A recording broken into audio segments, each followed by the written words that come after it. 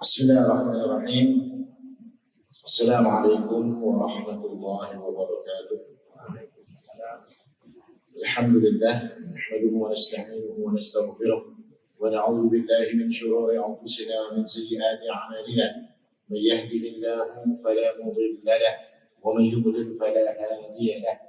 Wa asyhadu an la ilaha illallah wahdahu la syarika lahu wa asyhadu anna Muhammadan 'abduhu wa rasuluh. Allahumma salli wa sallim wa barik ala nabiyyina Muhammadin wa ala alihi wa sahbihi wa sallama tasliman mazida. Wa ba'du, ikhwani wa akhwati hasanallah, Bapak Ibu sekalian yang dimuliakan oleh Allah Subhanahu wa taala. Alhamdulillah, mari kita bersyukur kepada Allah Subhanahu wa taala atas karunia-Nya lah kita bisa berkumpul di tempat yang mulia ini. Mudah-mudahan apa yang kita pelajari di tempat ini akan jadi sebab kebaikan untuk diri kita. Ikhwanul Hamdulillah, kita lanjutkan kajian kita, masih tetap kitab Minhajul Muslim. Kita masuk ke pembahasan ke-23 bab tentang adab terhadap makhluk atau adab terhadap makhluk-makhluk Allah Subhanahu wa taala.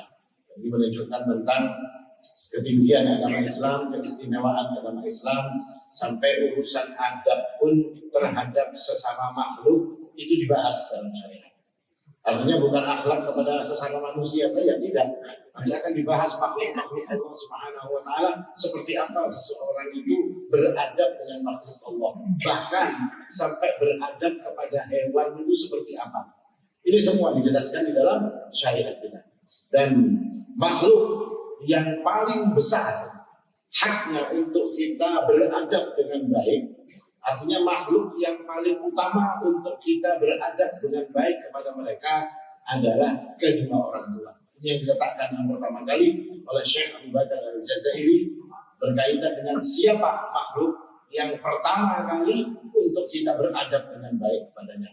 Beliau meletakkan nomor satu, kedua orang tua. Kenapa sampai kok kedua orang tua? Karena begitu besarnya hak mereka kepada kita. Begitu besarnya hak orang tua kepada kita, sampai mereka ini pun diletakkan yang pertama kali untuk kita beradab kepada mereka. Kemudian beliau rahimahullah ta'ala mengatakan bahwasanya seorang muslim itu beriman bahwasanya tentang hak dari kedua orang tua itu yang begitu besar. Dan hak orang tua yang begitu besar itu bukan saja mereka itu yang menjadi sebab adanya kita di dunia. Bukan karena mereka itu saja yang melahirkan kita. Lalu mereka yang paling baik berbuat kepada kita. Lalu berbuat baik kepada orang tua itu bermakna bahwasanya seseorang itu seperti membalas apa yang dilakukan oleh orang tua mereka. Tidak, kata Syekh Abu Bakar Al-Jazairi. Beradab baik kepada orang tua, beradab baik dalam artian berbakti kepada orang tua, ini merupakan salah satu perintah Allah Subhanahu wa taala. Jadi kalau ada orang berbakti kepada orang tua, itu enggak seperti kita berbuat baik kepada orang lain. Kalau berbuat baik kepada orang lain, saya berbuat baik kepada antum, atau saya tanya kepada antum baik kepada seseorang yang kepada orang lain misalnya. Kenapa kita baik kepada orang lain itu biasanya, Pak? Pilihan baik lawan beliau, baik lawan beliau itu misalnya. Kenapa kok yang bisa baik lawan orang yang lain tadi? Jawabannya pasti karena inya baik juga lawan kita. Itu kan, Pak? Kenapa saya baik sama tetangga saya? Karena tetangga saya baik juga lawan ulun. Kenapa Anda kok tidak baik dengan tetangga Anda? Inya ada baik juga lawan ulun. Jawabannya pasti seperti itu. Beda kalau dengan orang tua. Kenapa orang harus berbuat baik kepada orang tua? Kata Syekh Abu Bakar Al-Jazairi, karena berbuat baik kepada orang tua itu perintah Allah. Allah yang memerintahkan. Bahkan kata beliau, Allah Subhanahu wa taala ini karena dzalika bihaqqihi wajib min ibadatihi wahdah duna ghairihi. Bahkan berbuat baik kepada orang tua itu kata Syekh Abu Bakar Al-Jazairi dikaitkan pada Allah Subhanahu wa taala dengan peribadatan yang hanya kepada Allah Subhanahu wa taala yang tidak boleh dipalingkan kepada orang lain. Artinya berbuat baik kepada orang tua itu dikaitkan oleh Allah dengan tauhid. Sedangkan tauhid ini urusan yang paling tinggi dalam agama kita. Allah Subhanahu wa taala berfirman, "Wa qadara rabbuka alla ta'budu illa iyyah." Dan Allah telah memerintahkan agar kalian, kata Allah Subhanahu wa taala, tidak beribadah kecuali hanya kepada Allah, mentauhidkan Allah, bukan yang lain. Lalu Allah mengatakan wa bil walidaini ihsana, dan berbuat baik kepada orang tua. Artinya ini tauhid, ini berbuat baik digandengkan oleh Allah Subhanahu wa taala. Dan Allah tidak mungkin menggandengkan satu perkara seperti ini kecuali perkara itu mempunyai kedudukan yang sangat istimewa di sisi Allah Subhanahu wa taala. Bahkan banyak ayat yang menjelaskan tentang yang seperti itu. Wa wassaynal insana biwalidayhi. Manusia itu disuruh diberikan wasiat oleh Allah Subhanahu wa taala agar berbuat baik kepada kedua orang tuanya. Banyak sekali ayat-ayat yang menjelaskan kita untuk berbuat baik kepada kedua orang tua. Ini menunjukkan tentang agungnya atau besarnya hak mereka kepada kita, anak-anak mereka. Dan Rasulullah SAW diriwayatkan pada suatu hari datang seseorang kepada Nabi. Sa'alahu qailan, dia berkata, Man ahaqqu bihusni sahabati, siapa yang paling baik atau yang paling berhak wahai Rasul untuk aku perlakukan dengan paling baik? Maka Nabi mengatakan qala ummuk, ibumu. Lalu orang itu bertanya lagi, siapa lagi? Summa ummuk, 3 kali ibunya disebut. Lalu dia berkata lagi, siapa lagi wahai Rasulullah? Baru bapak. Nah, ini untuk menunjukkan tentang ketinggian kedudukan orang tua. Mungkin kita tanya, Pak, kenapa kok ibu disebut 3 kali? Kok bapak cuma 1 kali? Karena ibu itu orang yang kita menganggapnya lemah. Coba kalau ibu yang ngomong kan berani bantah kita. Cobain kalau abahnya yang ngomong. Hendak membantah ditampar sidin kita. Tapi ibu itu lemah. Orang yang selalu kurang lebih dengan anaknya. Kalau anaknya mau apa-apa pun, ibu itu selalu mengiyakan. Ibu itu kalau mau menolak, tidak bisa beliau langsung menolak. Beda dengan bapak. Kalau bapak itu akan mengatakan tidak, kata bapak. Ya sudah, tidak. Kalau ibu ketika ibunya mengatakan tidak, kayak ini Pak Bu, tidak, kata ibunya. Kayak ini Pak Bu, dirayunya si ibu ini sampai tidaknya jadi kalung. Tidak, akhirnya jadi hidup. Ini orang tua ibu. Makanya oleh Nabi SAW 3 kali disuruh untuk berbakti kepada ibu kita, karena menunjukkan bahwasanya ini posisi orang tua yang bernama ibu ini terkadang diremehkan. Beliau itu dianggap lemah, beliau dianggap tidak diperhitungkan oleh kita. Nah ini, makanya 3 kali Nabi SAW. Berbeda dengan bapak cuma 1 kali. Kenapa? Karena bapak tegas. Karena bapak anaknya mungkin tidak berani macam-macam dengan bapaknya. Kalau bapaknya model hendak dikaras-karasi lawan anaknya, kadang awal. Inilah kata para ulama, kenapa sampai ibu itu disebut 3 kali. Dan ini bukan berarti menunjukkan baktinya kepada ibu lebih banyak daripada kepada bapak. Tidak, tetap kedua-duanya itu harus kita berbakti kepadanya.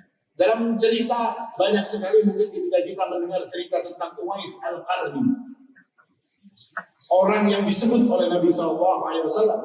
Dan Nabi SAW ketika menyebut Uwais Al-Qarni, bukan Nabi menyebut Uwais itu ahli ibadah, tidak. Uwais itu ahli puasa, tidak. Meskipun Uwais itu digelari rohibnya, pendetanya umat ini, kata Imam Al-Hakim. Pendetanya umat ini ya Uwais Al-Qarni. Artinya orang yang begitu khidmat di dalam beribadah. Tapi yang disebut oleh Nabi SAW, Nabi mengatakan lahu walidah, dia punya ibu, huwa biha bir, dan huwa biha barun, kata Nabi SAW. Dia punya seorang ibu dan dia berbakti kepada ibu. Lalu Nabi sebutkan tentang keutamaan daripada Uwais. Artinya menunjukkan bahwa sebab baktinya kepada ibunya ini menjadikan dia mempunyai kedudukan yang sangat tinggi di sisi Allah Subhanahu wa taala. Dan berbakti kepada orang tua atau berbuat baik, adab kepada orang tua sebagaimana disebutkan oleh Syekh Abu Bakar Al-Jazairi adalah adab kepada orang yang kita tidak mungkin bisa untuk membalas kebaikan. Jadi yang namanya orang tua itu Pak nggak bisa dibalas kebaikannya. Mau seperti apapun yang kita lakukan tidak akan mampu untuk membalas. Kecuali satu hal, kalian bisa membalas kebaikan orang tua kalian yang melahirkannya, yang semuanya perkara yang dilakukan oleh orang tua kita itu kita bisa membalasnya dengan satu hal, kata Rasulullah SAW. Seperti apa itu? La yajzi waladun walidan illa an yajidahu mamlukan fayashtariyahu wa yu'tiqahu. Cuma bisa satu ini saja caranya kita balas kepada orang tua. Kita mendapati orang tua kita sebagai budak. Lalu kemudian kita beli beliau itu dari budak tadi, kemudian orang tua ini dibebaskan daripada perbudakan. Maka itu kata Nabi Sallallahu Alaihi Wasallam yang akan yajisi, akan bisa menutupi bakti kita kepada kedua orang tua kita. Nah ini yang disebutkan oleh Syekh Ahmad Al-Jaziri berkaitan dengan adab kepada kedua orang tua kita. Dan adab baik kepada kedua orang tua itu merupakan salah satu amal yang paling bisa mendekatkan diri kita kepada Allah Subhanahu wa taala. Ibnu Mas'ud pernah berkata, "Ayyul amal ahabbu ila Allah taala?" Qala birrul walidain. Ibnu Mas'ud bertanya kepada Nabi, amal apa yang paling dicintai oleh Allah? Maka dikatakan adalah berbakti atau beradab baik kepada kedua orang tua kita. Bahkan ketika ditanya lagi amal apa yang selanjutnya, barulah Nabi menyebutkan jihad fisabilillah, jihad perang fisabilillah itu nomor 2. Yang nomor 1 adalah perkaranya berbuat baik kepada kedua orang tua kita. Dan ini dikatakan sebagai amal yang paling bisa mendekatkan diri seseorang kepada Allah selain daripada mentauhidkan Allah. Ini amal yang paling bisa mendekatkan diri. Artinya Pak, ada orang yang mungkin sholatnya biasa, puasanya biasa. Ya dia sholat, dia puasa, dia melakukan amal-amal baik, tapi dia punya keistimewaan satu apa? Dia berbakti kepada orang tuanya. Maka ini yang akan lebih mendekatkan daripada puasanya. Ini akan lebih bisa mendekatkan dirinya kepada Allah Subhanahu wa taala daripada amal-amal yang lain. Suatu hari datang seseorang kepada Ibnu Abbas radhiyallahu anhu. Dia mengatakan, "Ya Ibnu Abbas, saya ini senang dengan sepupu saya. Kemudian sepupu saya itu saya lamar. Dan ketika saya melamarnya, dia tidak mau. Dia tidak mau menikah dengan saya. Setelah beberapa saat, datang orang lain yang melamarnya. Setelah orang lain yang melamarnya, ternyata lamarannya diterima. Dan ini kata orang tersebut membuatku cemburu kepadanya. Lalu apa yang kau lakukan? Aku bunuh perempuan tersebut. Insya Allah. Gara-gara cinta ditolak Pak, langsung ya kan, dibunuhnya si perempuan. Lalu dia mengatakan kepada Ibnu Abbas, "Fahalli min taubah." Apakah aku bisa bertobat? Maka Ibnu Abbas tidak bertanya yang lain kecuali beliau mengatakan, "Ummuka hayyah?" Apakah ibumu masih hidup? Kata Ibnu Abbas. Dia mengatakan tidak, ibuku telah meninggal dunia. Maka Ibnu Abbas mengatakan, sudah pergilah engkau, bertobatlah dan berbuat baiklah engkau kepada Allah Subhanahu wa taala. Setelah orang ini pergi, murid-murid Ibnu Abbas mengatakan, "Wahai guru, ketika orang itu datang mengatakan saya telah membunuh orang, kenapa Anda mengatakan kepadanya, bertanya kepadanya, apakah ibumu masih hidup?" Maka Ibnu Abbas pun mengatakan, "Aku tidak tahu amalan yang akan mampu untuk mendekatkan seseorang kepada Allah Subhanahu wa taala dengan sedekat-dekatnya kecuali berbakti kepada orang tua." Dan istimewanya berbakti kepada orang tua ini Pak, berbuat baik kepada orang tua ini Pak, bukan cuma ketika orang tuanya hidup. Bahkan ketika orang tua itu sudah mati, kita tetap bisa berbakti kepadanya. Satu-satunya manusia, yang satu-satunya makhluk yang meskipun mereka sudah mati, kita bisa berbuat baik kepada mereka. Hanya orang tua, tidak ada yang lain. Saya berbuat baik kepada antum. Antum sudah meninggal, ya sudah selesai. Tapi tidak kepada orang tua, tetap akan bisa berbuat baik sampai mereka itu tidak ada pun akan bisa tetap berbuat baik. Hanya orang tua yang mampu untuk diperlakukan seperti itu. Dan disebutkan oleh para ulama, sebuah hadis, datang seseorang kepada Nabi SAW dan dia bertanya, "Ya Rasulullah, hal baqiya alayya syai'un min birri abawayya ba'da mautiha abirruhuma bi?" Wahai Nabi, apakah ada kesempatan bagi diriku untuk aku berbakti kepada orang tua saya ketika mereka ini sudah meninggal dunia? Maka kata Nabi SAW, "Na'am, ada." Kamu tetap bisa berbuat baik dengan mereka meskipun mereka itu sudah meninggal dunia. Lalu disebutkan beberapa amal. As-salatu 'alaiha. Salat untuknya, bukan berarti kita sembahyang terus dihadiahkan, lain Pak. As-salat bermakna ad-du'a, mendoakan mereka, kata para ulama. Wal istighfaru lahuma, memintakan ampun untuk mereka. Wa inqadu ahdihima, menepati janji-janji mereka. Wa ikramu sadiqihima, dan kemudian memuliakan teman-teman orang tua kita. Ini bakti kepada orang tua. Kita punya teman, bapak kita punya teman, ibu kita punya teman, kita muliakan teman-temannya. Itu bakti kepada orang tua kita. Akan dicatat sebagai seseorang yang berbakti. Dan juga silaturahim, yang tanpa mereka kita tidak akan mampu untuk menyambungnya. Ini perkara-perkara yang kita berbuat baik kepada mereka setelah meninggalnya orang tua. Dan ditambah lagi mungkin dengan sedekah atas nama mereka, atau mungkin haji, umroh atas nama mereka. Tidak ada masalah. Diperbolehkan oleh para ulama berdasarkan hadis-hadis yang datang dari Nabi Sallallahu Alaihi Wasallam. Bahkan ada satu riwayat, suatu hari Ibnu Umar ini pernah bertemu dengan seorang Badui. Perjalanan menuju Mekah, ketemu seorang Badui. Lalu Ibnu Umar pun turun dari keledainya. Badui tadi disuruh naik ke keledainya Ibnu Umar. Setelah Badui itu naik, surbannya Ibnu Umar ini dipasangkan di kepalanya si Badui ini. Murid-muridnya kaget semua. Wahai guru, kenapa Anda melakukan yang seperti itu? Ini orang Badui, ini orang kampung. Ridho biyasir. Mereka ini diberi sedikit aja sudah senang. Orang kampung dikasih sedikit mereka akan bahagia. Kenapa Anda berbuat begitu berlebihan? Sampai Anda jalan kaki, si Badui disuruh naik ke atas keledainya. Sampai Anda kepanasan, si Baduinya disuruh pakai penutup kepalanya. Maka apa kata Ibnu Umar radhiyallahu anhu? Bapaknya orang ini, kata Ibnu Umar, bapaknya orang ini sangat cinta kepada bapak. Jadi bapak ketemu bapak, anaknya diperlakukan yang seperti itu. Kenapa? Karena Rasulullah SAW mengatakan, Inna min abarril bir ayyasilah rajulu ahla wuddi abihi ba'da an yuwallil ab. Sesungguhnya sebaik-baiknya bakti seseorang kepada kedua orang tuanya adalah orang itu menyambung tali silaturahim kepada orang-orang yang dicintai, yang disenangi oleh bapaknya setelah bapaknya meninggal. Sebaik-baiknya bakti kepada kita ini menyambung tali silaturahim dengan orang-orang yang disenangi oleh bapak kita. Tapi yang terjadi pada hari ini tidak seperti itu. Ketika bapak kita sudah meninggal, ya sudah selesai urusan dengan teman-teman mereka, teman-teman beliau selesai. Adalah kita kira-kira yang punya pikiran, ini abah dahulu rancak ke sini, udah tanginya paman ini tadi. Oh paman ini kawan Pak Akrab abah kita. Pak Acil ini teman akrab ibu kita. Lalu kita datang kepada mereka, kita cerita dengan mereka, kita berbagi kabar dengan mereka.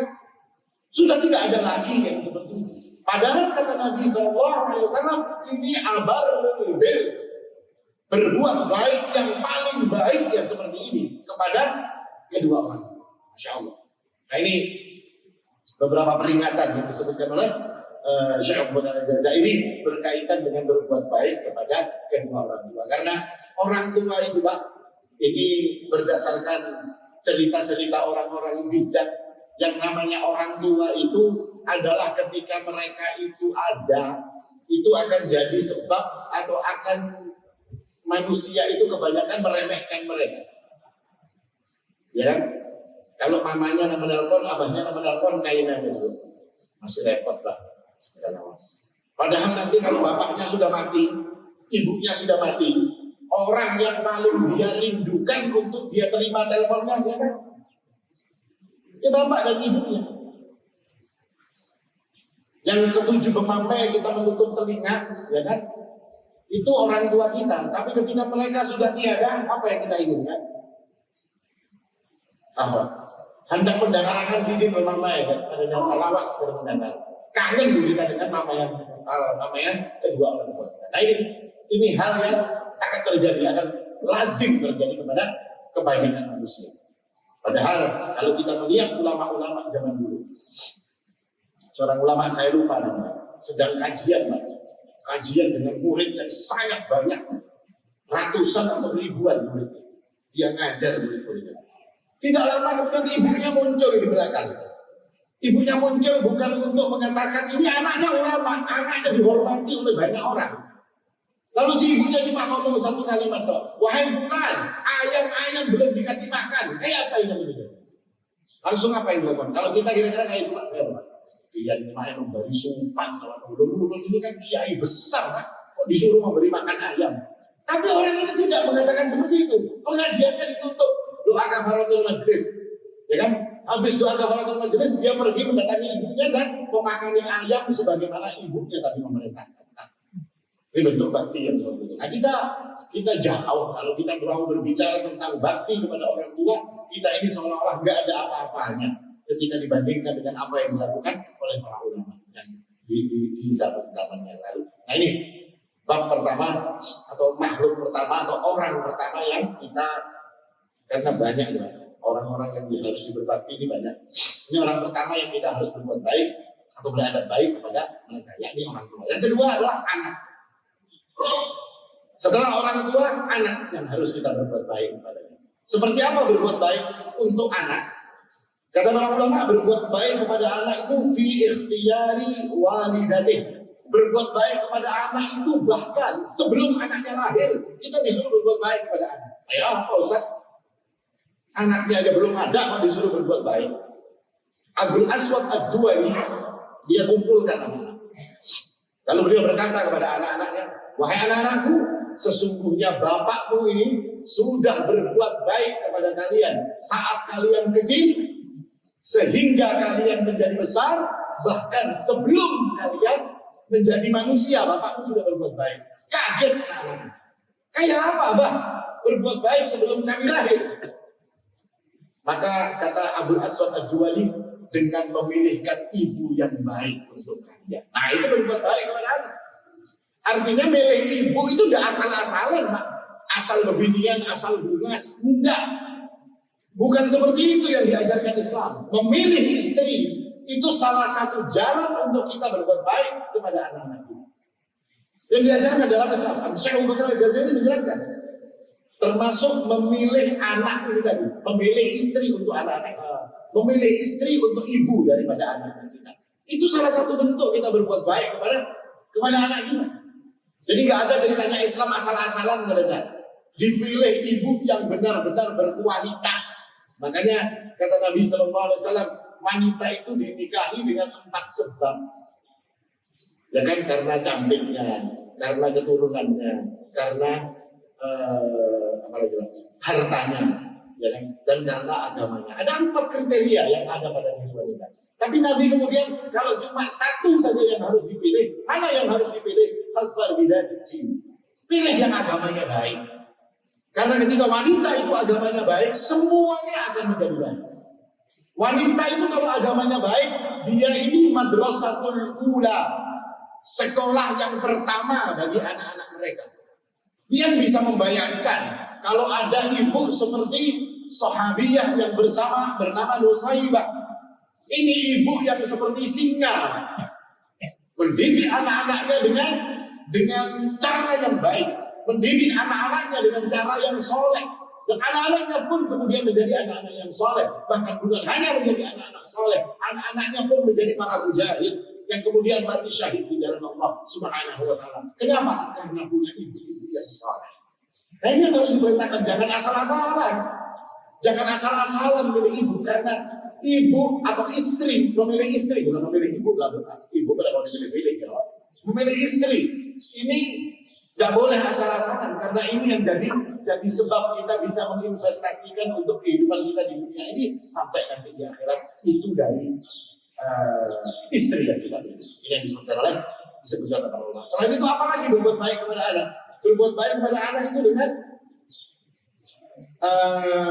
wa husnu tasmiyatih, ngasih nama yang baik. Ini nama kebanyakan yang aneh-aneh. Panjang namanya 2 meter, 3 meter di kiok. Sedikit kiok. Ya, namanya misalnya Muhammad siapa yang panjang namanya. Dipanggilnya apa? Apa kioknya? Kioknya Dul. Ya. Warannya itu ada 50 huruf, di Kia cuma 3 huruf. Cak ada 12 huruf, nah dia adalah panjang. Terus namanya nggak ada artinya, namanya ngaco gitu. Nah ini nggak boleh. Itu orang berbuat baik kepada anaknya, kasih nama yang baik. Apakah nama yang baik itu harus bahasa Arab? Enggak, Pak. Pilihan hantar bahasa Jepang nggak ada apa-apa, asal artinya baik. Hantar bahasa segala macam boleh, yang jelas artinya baik. Yang punya anak misalnya, siapa anaknya Pak? Namanya Mulyono.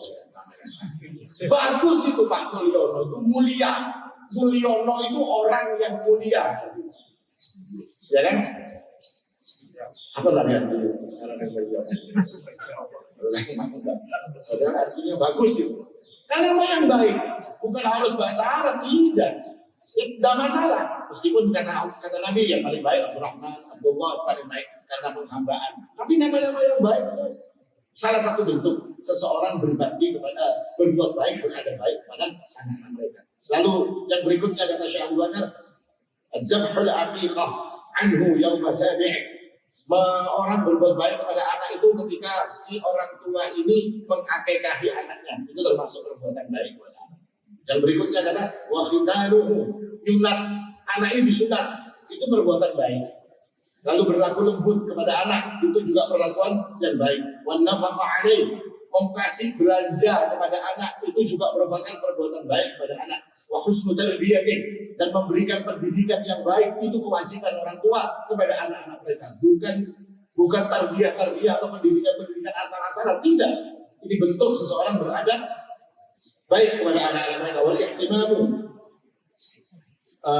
bitasdifih wa ta'dibih, jangan memberikan pendidikan yang istimewa yang akan mengarahkan mereka ini kepada ketaatan kepada Allah Subhanahu wa taala, dan macam-macam lagi perkara-perkara yang kita harus berbuat baik kepada anak kita. Sampai kapan? Sampai dikatakan oleh para ulama, sampai dia balik dan kita yang memilihkan istri untuk mereka. Atau bukan artinya memilihkan istri, bukan dipaksa kawin, tidak, tapi kita yang mengawinkan mereka. Itu batasnya kita berbuat baik kepada anak-anak kita. Setelah mereka menikah, ya sudah, jadi urusan suaminya. Kalau anak kita perempuan, ya kalau dia anak kita laki-laki, ya sudah, dia punya kehidupan tersendiri. Tapi tetap dia harus berbakti kepada kita, dan kita tetap berbuat baik kepada mereka. Artinya perbuatan baik orang tua itu mulai anak itu belum ada, sampai nanti anak itu menikah dan dia punya kehidupan sendiri. Nah ini yang disebutkan oleh Syekh Abu Bakar Al-Jazari dalam kitab ini. Termasuk beliau menyebutkan banyak sekali dalil yang berkaitan dengan masalah ini. Bisa ada waktu Pak? Belum suruh. Ini yang disebutkan oleh Syekh berkaitan dengan berbuat baik kepada anak. Artinya orang yang utama kita berbuat baik adalah kedua orang tua kita, yang kedua adalah berbuat baik kepada anak kita. Yang ketiga adalah al-ikhwah, saudara. Saudara ini, kenapa saudara ini begitu penting dan juga diperhatikan untuk kita berbuat baik? Karena dalam masyarakat Arab, yang namanya saudara, yang namanya keluarga yang berkaitan dengan sebab saudara, itu memang orang-orang yang mereka perhatikan. Sebagai contoh, kenapa Abu Thalib itu begitu menjaga Rasulullah SAW, bahkan beliau ini lebih menjaga kepada Nabi daripada pada anaknya sendiri. Karena Nabi Muhammad SAW adalah anak dari saudara beliau. Dengan sebab anak dari saudara ini, masyarakat Arab dulu, mereka itu akan benar-benar memperhatikan. Bahkan ketika anak saudaranya ini dalam keadaan yatim, itu lebih mereka utamakan ketika anak-anak itu perlu dengan mereka. Bahkan mereka punya perkataan ketika mereka dikatakan, wahai fulan, istrimu meninggal dunia, aku akan bisa kawin lagi. Wahai fulan, hartamu hilang, aku akan bisa cari harta lagi. Wahai fulan, anakmu meninggal dunia, dia akan mengatakan, mudah-mudahan Allah Subhanahu wa taala akan memberikanku lagi anak. Tapi ketika orang-orang Arab pada saat itu dikatakan, wahai fulan, saudaramu meninggal dunia, maka apa yang mereka katakan? Laqad inqasama wahri. Sekarang bebanku yang ada di punggung ini akan bertambah. Kenapa kalau dikatakan bertambah? Karena dia punya pikiran bahwasanya anak-anak saudaranya itu akan menjadi tanggung jawab dirinya. Nah kita hari ini seperti apa Pak? Lawan kemanakan, ya kan? Lawan anak-anak saudara kita yang disebut sebagai keponakan. Terkadang kita tidak melakukan yang seperti itu. Memang banyak orang-orang yang berbuat baik kepada keponakan-keponakan mereka, kepada anak-anak saudara mereka. Tetapi yang banyak justru terjadi nggak ada kepedulian. Dan keponakannya pun juga tidak punya kepedulian kepada paman-paman mereka, kepada bibi-bibi mereka. Padahal kata Nabi SAW, ketika orang itu ditanya, wahai Nabi, saya punya dosa yang sangat besar, saya bisa tobat Nabi. Lalu Nabi tanya, kamu punya ibu? Enggak punya wahai Nabi. Kalau begitu berbaktilah kepada acil kamu. Lawan acil itu kalau kita berbakti, lawan acil, lawan paman, kalau kita berbakti, maka itu sama kita dengan berbakti kepada ibu dan bapak kita. Nah ini yang diajarkan oleh Nabi SAW. Tapi semua ini bahkan sedikit sekali dari kaum muslimin yang memperhatikan yang seperti ini. Kalau lawan pamannya, lawan acilnya itu ya biasa, tidak ada masalah. Tidak ada yang model dekat, tidak ada yang model hormat sebagaimana menghormati kedua orang tuanya, tidak biasa. Ya ada orang-orang yang melakukan seperti itu ada, tapi kebanyakan menganggap paman dan acil-acilnya itu sebagai hal yang biasa saja. Tidak mereka tekankan sebagaimana diajarkan di dalam syariat Islam. Nah ini ikhwah ini kata Syekh Abu Bakar Al-Jazairi adalah al-muslim yara anna al-adab ma'al ikhwah kal-adabi ma'al aba wal abna sawa'an. Beradab baik kepada saudara itu seperti beradab baik kepada bapak dan juga kepada anak, sama saja. Dan atas saudara ini kecil atau besar itu ada adabnya tersendiri. Artinya ditempatkan sendiri-sendiri adab kepada kakak atau adab kepada adik, kepada saudara yang lebih tua ataupun yang lebih muda, disebutkan oleh Syekh Abu Bakar Al-Jazairi. Kemudian beliau menyebutkan satu hadis, birru ummika wa abak, bir ummak wa abaka wa ukhtak wa akhaka, thumma adnaka.